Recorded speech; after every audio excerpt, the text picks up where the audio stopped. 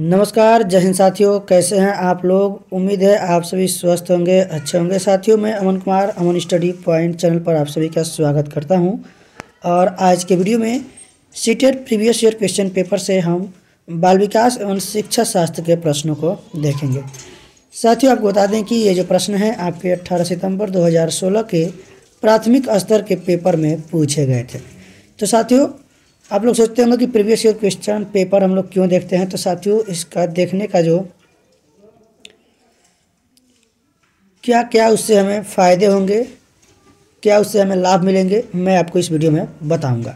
तो उसके पहले चलिए हम लोग देखते हैं पहले प्रश्न को, और वीडियो पर आप लोग पूरे अंत तक बने रहिएगा। तो साथियों, पहला प्रश्न है आप सभी के स्क्रीन पर। लेव वाइगोस्की के समाज संरचना सिद्धांत में दृढ़ विश्वास रखने वाले शिक्षक के नाते आप अपने बच्चों के आकलन के लिए निम्नलिखित में से किस विधि को वरीयता देंगे? साथियों, ऑप्शन आप सभी के स्क्रीन पर है और इस प्रश्न का जो सही जवाब जाएगा ऑप्शन नंबर ए के साथ, सहयोगी प्रोजेक्ट। यहाँ पर आपको एक चीज़ आपको बता दें साथियों, लेव वाइगोस्की जो है समाज संरचना सिद्धांत में, यहाँ पर लेव वाइगोस्की जो है वह सामाजिक सांस्कृतिक सिद्धांत के लिए जाने जाते हैं। तो यहाँ पर हमारा जो सही जवाब जाएगा ऑप्शन नंबर फर्स्ट के साथ। तो साथियों, आपको हम बता दें कि प्रीवियस ईयर क्वेश्चन पेपर देखने से क्या होता है। पहला तो जो हमारा टॉपिक है वह क्लियर हो जाता है कि कौन से टॉपिक से यानी किस प्रकार के प्रश्न पूछे जा रहे हैं। अगर दूसरी बात आपको बताएं, यहाँ पर दूसरा लाभ आपका ये होता है कि आप प्रीवियस ईयर क्वेश्चन पेपर लगाते हैं और उसमें अगर आप कुछ प्रश्नों के सही जवाब दे पाते हैं, अच्छे से समझ पाते हैं, प्रश्नों का लेवल समझ पाते हैं, तो उससे जो क्या होता है आपका आत्मविश्वास भी बढ़ता है। क्योंकि जब आप प्रीवियस ईयर क्वेश्चन देखेंगे तो आपको पता चलेगा कौन से टॉपिक से प्रश्न पूछे गए हैं, तो आप उस टॉपिक को अपने क्लियर करेंगे यानी उसे तैयार करेंगे। तो साथियों, अगला प्रश्न है, अपनी कक्षा की व्यक्तिगत भिन्नताओं से निपटने के लिए शिक्षक को चाहिए कि शिक्षण और आकलन के समान और मानक तरीके हों। बच्चों को उनके अंकों के आधार पर अलग कर उनको नामित करें। देखिए, अलग करके नामित नहीं करना है, यहाँ पर आप लोग विशेष ध्यान देंगे। जितने भी निगेटिव वाले ऑप्शन है क्रॉस कर देंगे, प्रश्न हमारा सकारात्मक है। बच्चों से बातचीत करें और उनके दृष्टिकोण को महत्व दें। तो यहाँ पर देखेंगे महत्व देने की बात की गई है, बच्चों से बातचीत करने की बात की गई है, उनके दृष्टिकोण को महत्व दें, अवसर दें, सहायता करें, ये सभी सकारात्मक ऑप्शन है। देखिए, कठोर नियम नहीं, रटवाना भी नहीं है, मानक ये भी क्रॉस।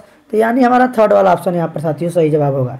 इस प्रकार से आप चार ऑप्शन में से अपने सही जवाब को समझ सकते हैं कि कौन सा हमारा सही जवाब होगा। अगला प्रश्न है साथियों, आकलन उद्देश्यपूर्ण होता है यदि। आकलन साथियों उद्देश्यपूर्ण कब होगा? साथियों, आकलन उद्देश्यपूर्ण तब होगा जब जो है इससे विद्यार्थियों और शिक्षकों को प्रतिपुष्टि यानी फीडबैक प्राप्त होगी। तो यहाँ पर साथियों हमारा सही जवाब होगा ऑप्शन नंबर सेकेंड के साथ आंसर लगाएंगे। चलेंगे अगले प्रश्न की ओर।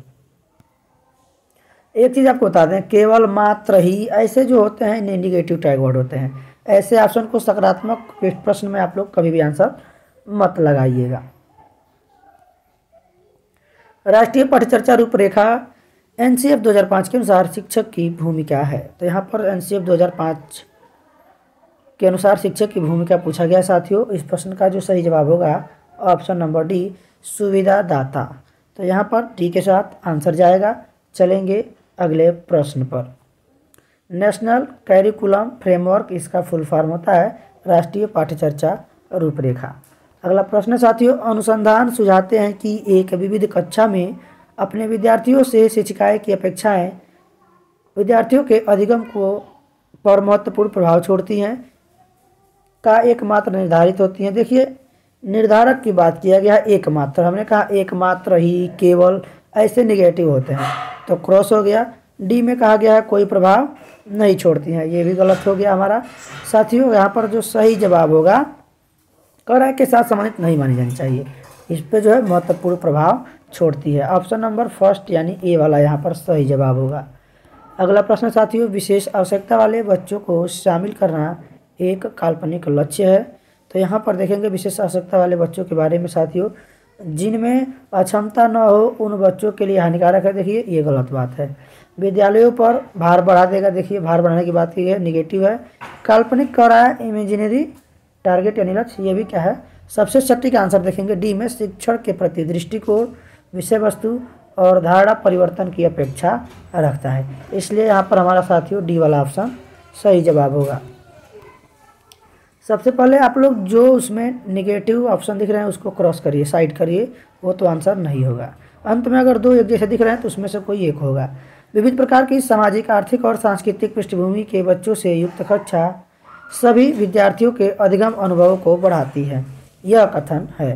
तो साथियों हम लोग प्रीवियस ईयर प्राथमिक स्तर के सीडीपी के प्रश्न देख रहे हैं, और सीडीपी यानी बाल विकास एवं शिक्षा शास्त्र में कभी भी कोई भी बात बच्चे के पक्ष में की गई हो तो वही हमारा क्या होता है, आंसर होता है, सकारात्मक होता है।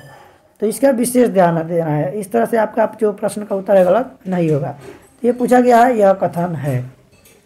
विविध प्रकार की सामाजिक, आर्थिक और सांस्कृतिक पृष्ठभूमि के बच्चों से युक्त कक्षा सभी विद्यार्थियों के अधिगम अनुभव को बढ़ाती है। देखिए ये जो चीज़ कही गई है गलत, देखिए गलत तो नहीं हो सकता, गलत नहीं है, सही है, क्योंकि बच्चे अपने साथियों से अनेक कौशल क्या करते हैं, एक दूसरे से सीखते हैं, एक दूसरे को देखकर अनुकरण करते हैं, नकल करके सीखते हैं, एक दूसरे से क्या करते हैं, सीखते हैं। तो ऑप्शन नंबर यहाँ पर बी साथियों सही जवाब होगा।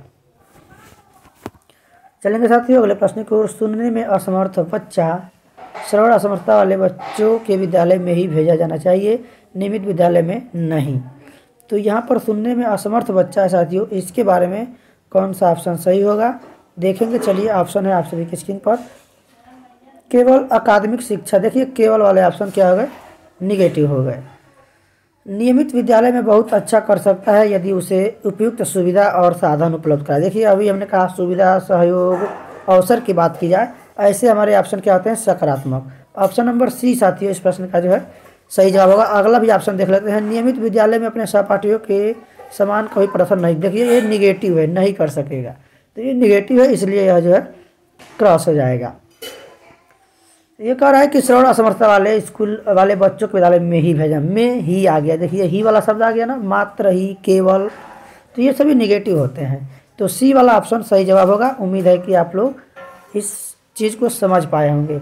यही ट्रिक साथियों आपको एग्जाम में लगाना है। निम्नलिखित में से कौन सी विशेषता प्रतिभावान शिक्षार्थी की है। तो यहाँ पर साथियों कौन सी विशेषता प्रतिभावान शिक्षार्थी की है, वह आक्रामक और कुंठित हो जाता है। देखिए कुंठित बात की गई है, ये जो है उसकी विशेषता नहीं है प्रतिभावान की। यदि कक्षा की गतिविधियाँ अधिक चुनौतीपूर्ण नहीं होती हैं तो वह कम प्रेरित अनुभव करता है और क्या करता है, उब जाता है।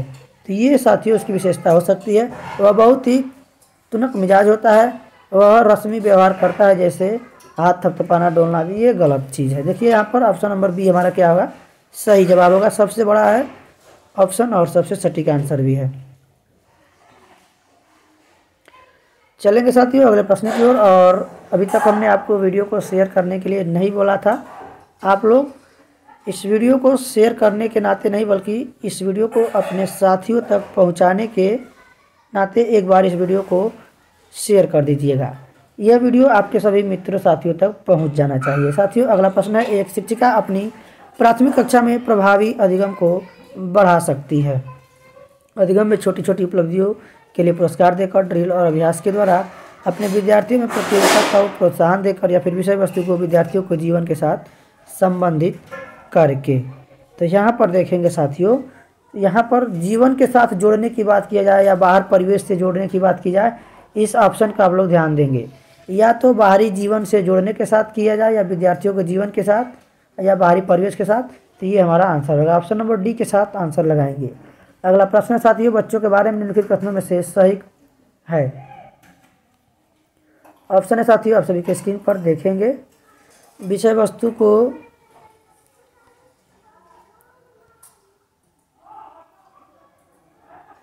बच्चे जानकारी के निष्क्रिय प्राप्त करता है, बच्चे समस्या समाधान करता है, बच्चे वैज्ञानिक शोध करता है, बच्चे पर्यावरण के सक्रिय अन्वेषक हैं। ऑप्शन पूछा गया साथियों, इसमें कौन कौन सा सही होगा। तो यहाँ पर साथियों ए, बी, सी और डी दिया गया है। यहाँ पर देखेंगे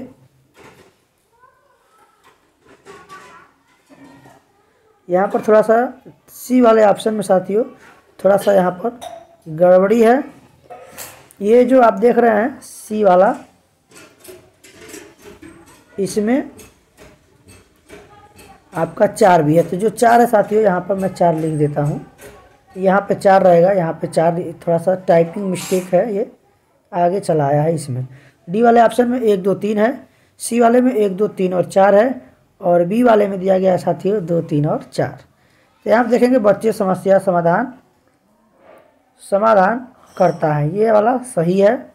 और इसके बाद देखेंगे बच्चे समस्या समाधान प्राप्त करता है, ये क्या है, बच्चे जानकारी के निष्क्रिय प्राप्त करता है। देखिए ये समस्या समाधान प्राप्त करता है, निष्क्रिय नहीं होगा, पहला वाला क्या होगा, गलत होगा, तो पहले वाला सही नहीं होगा।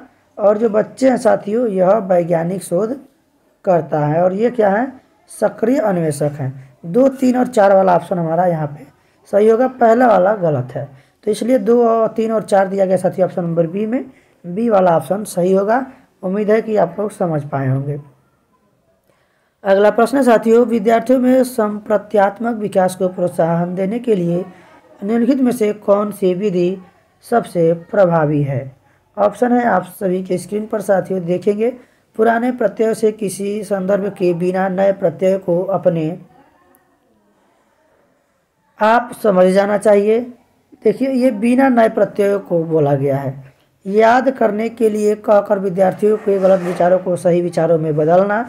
देखिए यहाँ पे याद करने की बात कही जा रही है, रटने की बात, रटना नहीं है, रटने की बात यहाँ पर नहीं कहा गया है। कठोर दंड नहीं देना है, दंडित नहीं करना है।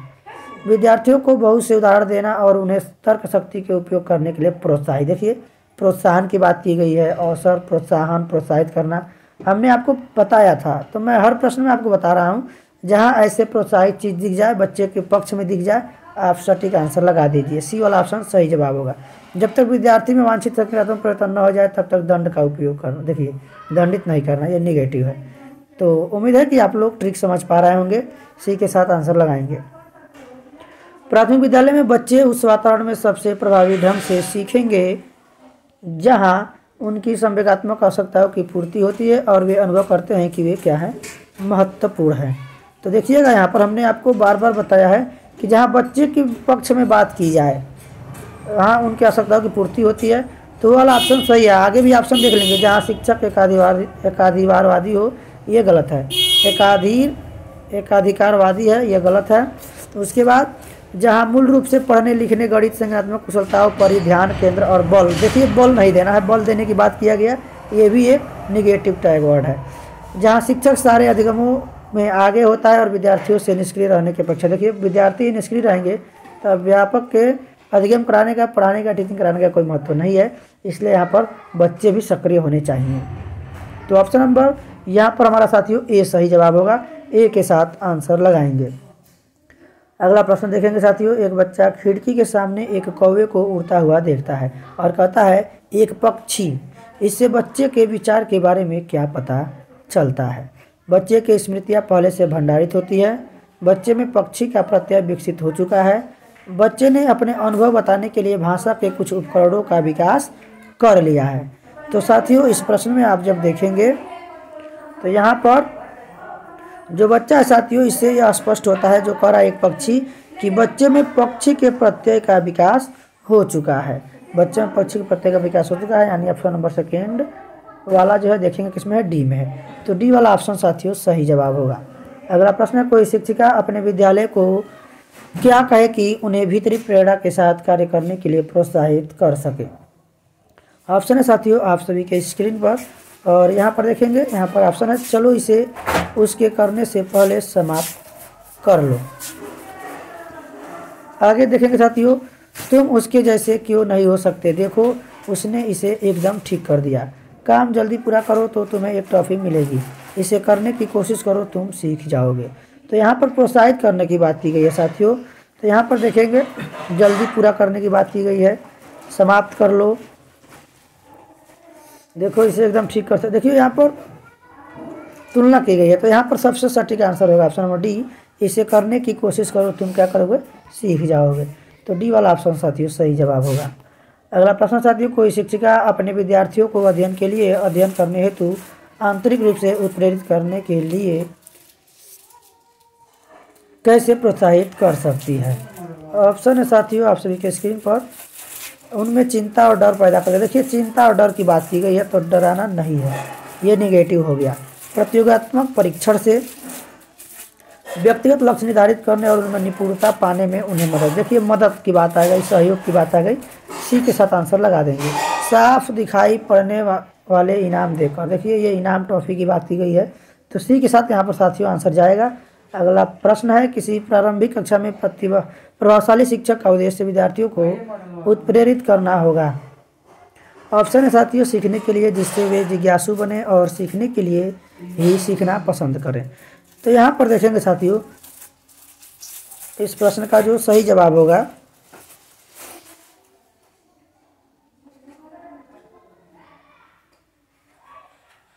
इसका जो सही जवाब होगा साथियों ऑप्शन नंबर आपका ए हो जाएगा, यानी सीखने के लिए जिससे वे जिज्ञासु बने और सीखने के लिए ही सीखना पसंद करें। तो ये सही, रटने की बात कही गई है, रटना नहीं है। दंडात्मक उपाय नेगेटिव है। अंक की बात की गई है, ग्रेड की बात की जाए ये नेगेटिव है, तो ए के साथ आंसर लगाएंगे। अगला प्रश्न है साथियों, निम्नलिखित में से कौन सा उदाहरण प्रभावशाली विद्यालय की प्रथा का है? ऑप्शन है साथियों आप सभी के स्क्रीन पर देखिएगा। निरंतर तुलनात्मक मूल्यांकन, ये तुलना की बात की गई है। कंपैरिजन की, शारीरिक दंड, ये भी क्रॉस, जितने भी निगेटिव है क्रॉस। व्यक्ति सापेक्ष अधिगम, प्रतियोगितात्मक कक्षा, ये देखिए ये भी क्रॉस, यानी सी वाला ऑप्शन हमारा क्या होगा, सही जवाब होगा। सबसे सटीक, सबसे अच्छा यहाँ पर आंसर ढूंढना होता है CDP यानी चाइल्ड डेवलपमेंट में। अगला प्रश्न साथियों, विकास का सिर्फ पदाभिमुख दिशा सिद्धांत व्याख्या करता है कि विकास इस प्रकार आगे बढ़ता है। तो साथियों जो विकास है ये प्रश्न आपका जो है रिपीट हुआ है परीक्षा में कई बार, तो इसको देखेंगे। इसका जो सही जवाब होगा ये चलता है सिर से पैर की ओर। सिर्फ पदाभिमुख, तो पहले ही सिर आ रहा है, पदा बाद में आ रहा है पैर, तो यानी सिर से पैर की ओर। तो चलेंगे साथियों अगले प्रश्न की ओर। अगला प्रश्न है आप सभी के स्क्रीन पर, भाषा विकास के लिए सबसे संवेदनशील समय निम्नलिखित में से कौन सा है? ऑप्शन है साथियों आप सभी के स्क्रीन पर, और इस प्रश्न का सही जवाब होगा ऑप्शन नंबर डी, प्रारंभिक बचपन का समय। यहाँ पर जीन पियाजे के अनुसार भाषा विकास के लिए सबसे जो संवेदनशील समय होता है प्रारंभिक बचपन का समय होता है। और जीन पियाजे ने कितनी अवस्थाएं दी हैं? तो 4 अवस्थाएं दी हैं। मूल प्रवृत्तियाँ कितनी हैं? 14। मूल प्रवृत्तियों की संख्या भी पूछ दी जाती है, किसने दिया है? तो मैकडूगल ने। ये प्रश्न यूपी टेट में एक ही बार दोनों प्रश्न पूछा गया है।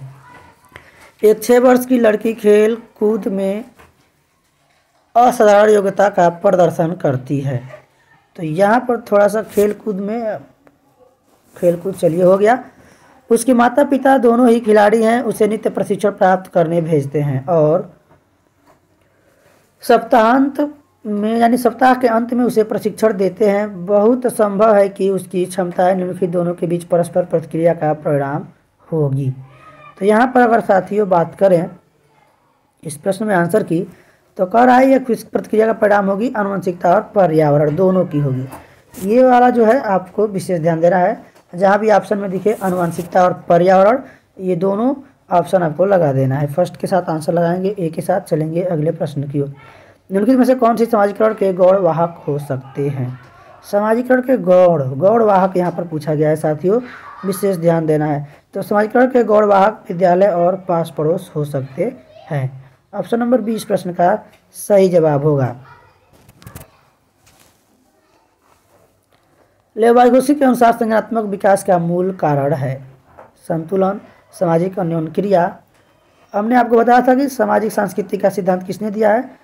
तो लेव वाइगोत्स्की ने दिया है। तो आपको कुछ नहीं, सामाजिक वाला ऑप्शन दिख रहा है, सामाजिक अन्योन्य क्रिया, यहाँ पर आंसर लगा देना है।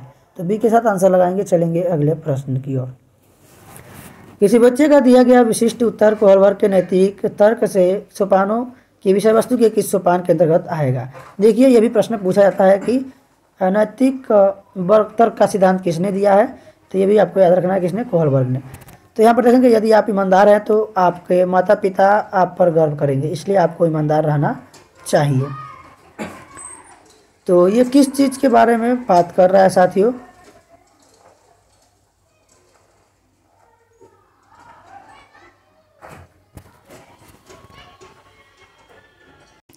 इसमें ये पूछा गया है कि साथियों विशिष्ट उत्तर कोलबर्ग के नैतिक तर्क के सोपानों की विषय वस्तु के किस सोपान के अंतर्गत आएगा? दंड, आज्ञाकारिता, अनुकूलन, सामाजिक संकुचन, अनुकूलन, अच्छी लड़की अच्छा लड़का अनुकूलन, या फिर कानून और व्यवस्था अनुकूलन। तो यहाँ पर तो सबसे पहले देखेंगे साथियों दंड, आज्ञाकारिता ये तो गलत है। कानून और व्यवस्था ये भी यहाँ पर सही नहीं होगा।